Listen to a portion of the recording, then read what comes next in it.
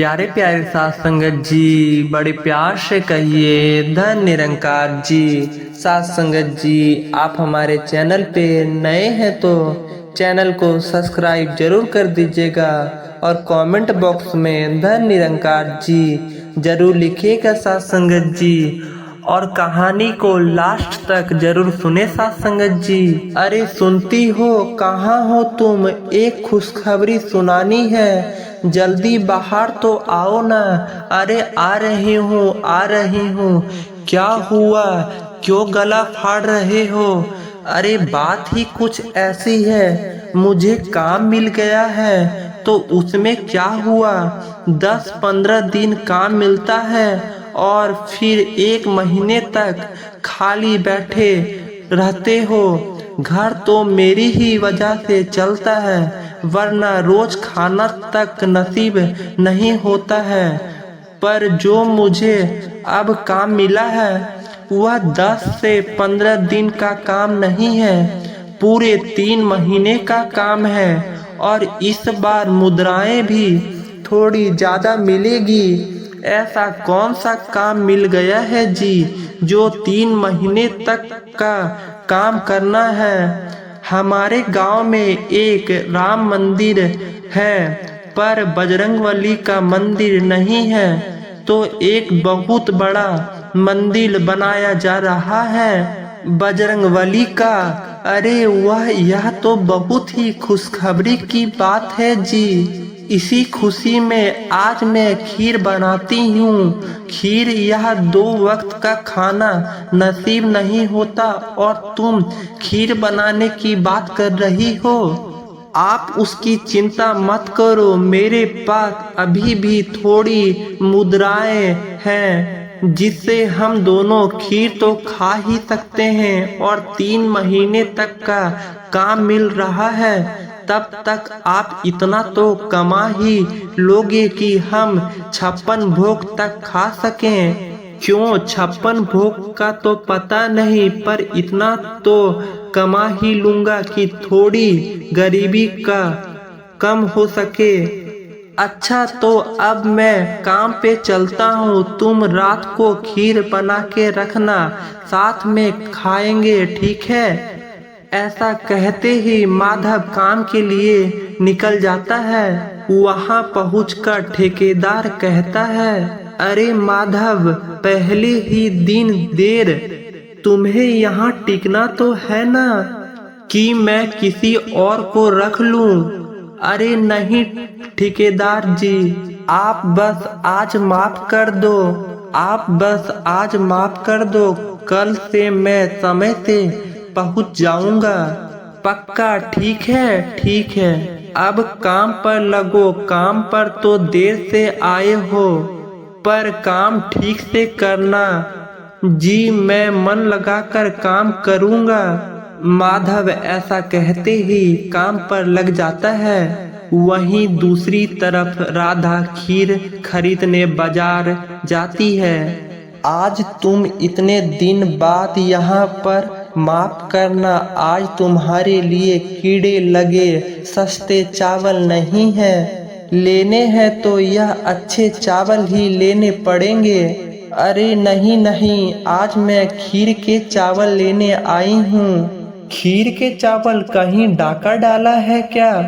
तुम्हें पता है ना, 100 ग्राम चावल की कीमत 40 तांबे के सिक्के हैं। जी मुझे पता है, और इसलिए मैंने इतने दिनों से सिक्के इकट्ठा भी किए हैं। आज मेरे पति को 3 महीने के लिए काम मिला है। इसी खुशी में आप मुझे 50 ग्राम खीर के चावल दे दो, और यह रहे 20 के तांबे के सिक्के।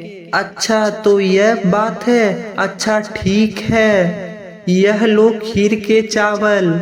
फिर राधा खीर के चावल लेकर अपने घर की ओर निकल जाती है। दूसरी तरफ बजरंगबली की मूर्ति आ जाती है। हाँ, यह लो मूर्ति लो और मेरे घर पर रख देना। एक बार मंदिर का काम पूरा हो जाए फिर मूर्ति की पूजा करके मंदिर में स्थापित कर देंगे। पर याद रखना, यह मूर्ति बहुत ही कीमती है, कुछ होना नहीं चाहिए जी। ठेकेदार जी, जैसे आप कहे। माधव उस मूर्ति को ले जा रहा ही था कि बीच में एक केले के छिलके पर फिसल जाता है और माधव मूर्ति के साथ गिर जाता है और मूर्ति भी टूट जाती है। हे भगवान, यह क्या किया गधे, इतनी कीमती मूर्ति तूने तोड़ दी। तुझे अंदाजा भी नहीं है तूने क्या किया है। माफ कर दीजिए ठेकेदार जी, किसी ने बीच में ही केला खाकर उसका छिलका यहीं फेंक दिया है। मैंने देखा नहीं और मेरा पैर फिसल गया, इसमें मेरी कोई गलती नहीं है। तो क्या मेरी गलती है? हाँ, तुझे मैंने कहा था कि कीमती मूर्ति है, इसे कुछ होना नहीं चाहिए, पर तेरे जैसा मतबुद्धि इंसान यह बात समझ ही नहीं सकता है। तेरे जैसा फटीचर इंसान क्या जाने कि इस मूर्ति की कीमत क्या है। मुझे माफ कर दीजिए ठेकेदार जी, आगे ऐसी गलती कभी नहीं होगी। आगे से तुझे काम दूंगा तो ना होगी। तुझे आज ही मैं काम से निकालता हूँ। और हाँ, यह जो मूर्ति तूने तोड़ी है उसके पैसे भी देना होगा, और अगर नहीं दिया तो तुझे और तेरी पत्नी दोनों को इस गांव से धक्के मारकर निकाल देंगे और तेरा घर भी बेच देंगे। ठेकेदार जी, मुझे माफ कर दीजिए, मुझसे गलती हो गई है। मैं एक गरीब इंसान हूँ, मेरे पास 2 वक्त का खाना तक नसीब नहीं होता है, तो भला मैं इस मूर्ति के पैसे कैसे दे सकता हूँ? वह सब मैं नहीं जानता। मैं तुझे 1 महीने की मोहलत देता हूँ, अगर मेरे पैसे नहीं दे पाए तो समझ लेना। अब उठ और यहाँ से निकल जा, और जब तक पैसा ना आए जाए तब तक अपनी यह मनुष्य शक्ल मत दिखाना। यह क्या हो गया है मुझसे? मेरी पत्नी को जब मैंने कहा था कि काम मिल गया है तब तो कितनी खुश थी, और कभी तो बेचारी मेरे लिए खीर बना रही होगी इस आसरा में कि मैं घर पैसे लेकर आऊँगा और हम दोनों साथ में खीर खाएंगे। पर अब सब बर्बाद हो गया है। भगवान, यह आपने क्या किया? मेरे ही साथ ऐसा क्यों किया भगवान?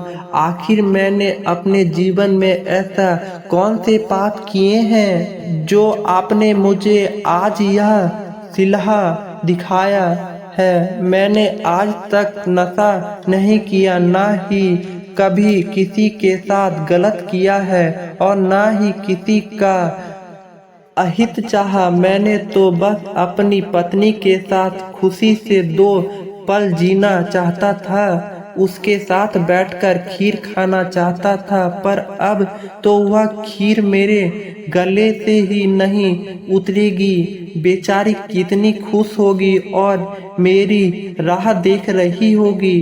पर अब मैं क्या मुंह लेकर जाऊंगा? भगवान, अब मैं क्या करूं? भगवान, अब आप ही कुछ करो, वरना मैं यहीं अपनी जान दे दूंगा।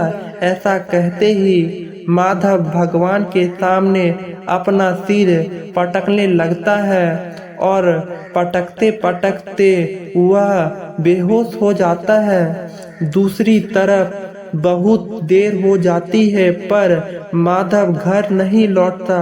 कितनी देर हो गई है, पर यह है कि अब तक नहीं आए। खीर ठंडी भी हो जाएगी। इतना भी क्या काम करना, कहीं ऐसा तो नहीं कि वह मेरे लिए कोई उपहार लेने आए होंगे? ऐसा ही हुआ होगा। चलो थोड़ी देर और इंतजार कर लेती हूँ। राधा इंतजार करती ही रह जाती है पर माधव नहीं आता है। वहाँ से दो औरतें गुजर रही थी और राधा को देखकर कहती है, राधा किसकी राह देख रही है? कहीं अपने पति की तो नहीं जिसे धक्के मारकर काम से निकाल दिया गया है? काम से निकाल दिया गया है? यह क्या कह रही हो बहन? अरे तुमने नहीं पता क्या? अब तक तो पूरे गांव को पता चल गया है कि तुम्हारे पति ने बजरंगबली की कीमती मूर्ति को तोड़ दिया था और इसलिए उसे काम से निकाल दिया गया है और कीमती भी चुकाने के लिए बोल रहा है। तुम्हारे तो भाग ही फूटे हुए हैं बहन, जो तुमने ऐसा आदमी से ब्याह किया है। शांत हो जाओ, अब एक शब्द और नहीं कुछ भी कहना। पर मेरे पति के बारे में एक शब्द नहीं सुन सकती मैं। तुम्हारा धन्यवाद जो तुमने यह बात मुझे बताई और तुम दोनों यहाँ से जा सकती हो। हाँ ठीक है, हमें भी कोई शौक नहीं है यहाँ रुकने का। हम तो बस तुम्हारी भलाई के बारे में ही बोल रहे थे। ऐसा कहते ही वह दोनों वहाँ से चली जाती है और राधा माधव का रात भर इंतजार करती रहती है और सुबह हो जाती है पर माधव नहीं आता है। तभी माधव को एक सपना आता है। सपना था, बहुत बुरा सपना था। माना कि ठेकेदार जी ने मुझसे बदतमीजी से बात की, लेकिन मुझे उनके बारे में यह सब नहीं सोचना चाहिए था। मैंने ऐसा घटिया सपना देखा भी है। कैसे देख सकता हूँ? अरे बेटा तुम यहाँ पर क्या कर रहे हो? रात भर यहीं पर सोए थे क्या? हाँ पंडित जी, वह थोड़ी आँख लग गई थी, लेकिन बेटा तुम्हारे यहाँ नहीं होना चाहिए। तुम्हारी पत्नी रात से ही परेशान है, तुम्हारी प्रतीक्षा कर रही है। पंडित जी घर जाके भी क्या करता, कैसे मुंह दिखाता? मैंने सुना तुम्हारे बारे में कल तुम्हारे साथ बहुत बुरा हुआ है, किंतु तुम चिंता मत करो क्योंकि पता चला है कि कल जिस केले के छिलके पर तुम्हारा पैर फिसला था वह केला का छिलका ठेकेदार ने ही खाकर फेंका था।